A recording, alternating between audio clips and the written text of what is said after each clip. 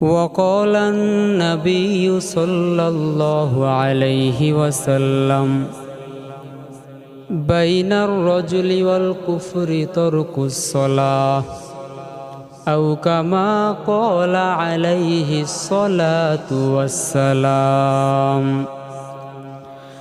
اللهم صل على محمد وعلى آل محمد كما صليت على إبراهيم وعلى آل إبراهيم إنك حميد مجيد.